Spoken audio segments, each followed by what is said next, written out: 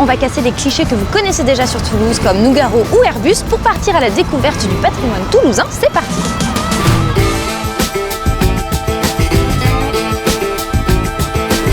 Avant d'être the place to be de la fête toulousaine, la place Saint-Pierre était au Moyen-Âge une place remplie d'artisans faisant commerce grâce à la Garonne. Et d'ailleurs, en 2013, en restaurant cette place et surtout en restaurant ses marches, on a trouvé une tannerie datant du XVIe siècle. Et c'est pour ça qu'on trouve donnant sur la place la rue des Blanchers, la rue des blanchisseurs de cuir quoi.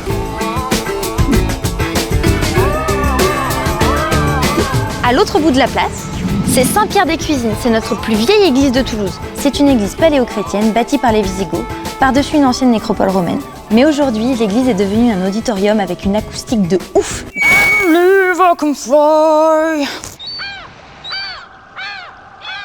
Alors lui, avec ses grosses clés, vous savez qui c'est? Eh ben c'est Saint-Pierre justement. On est à l'église Saint-Pierre des Chartreux et ici, c'est le règne du silence.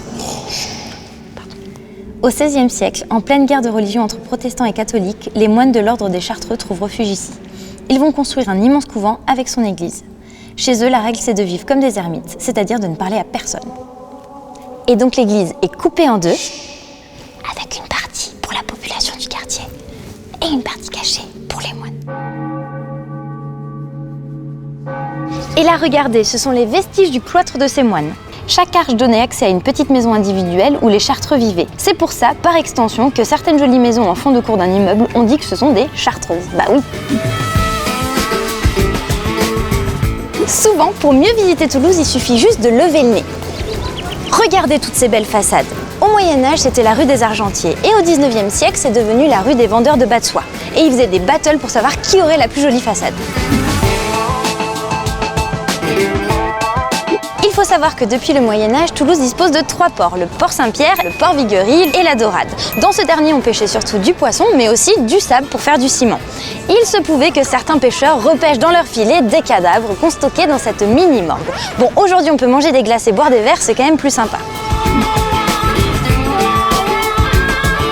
Ici, on est au pied de l'église des Jacobins. Et en quelques instants, on va passer du 21e au 13e siècle, simplement en descendant ces quelques marches. 13e, 21e, 13e, 21e.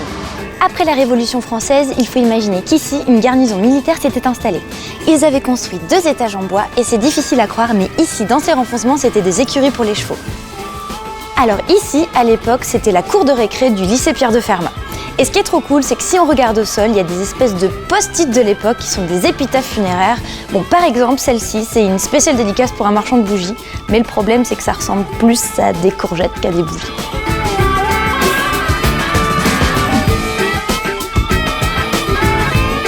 Bon alors là, si tu veux, on est chez un vieux pote à moi. C'est l'hôtel particulier de Monsieur Jean de Berny. Oui. Ouais, bah au 16e, c'était un riche marchand qui a fait fortune dans le commerce du pastel. Il était tellement riche qu'en 1525, quand François Ier s'est fait capturer par les Espagnols, et ben c'est Jeannot himself qui a payé la rançon. Ainsi s'achève notre épisode sur Saint-Pierre et son quartier. Allez le visiter, n'oubliez pas de lever les yeux et de rester curieux. En attendant, nous on se retrouve bientôt pour de nouveaux épisodes sur le patrimoine toulousain.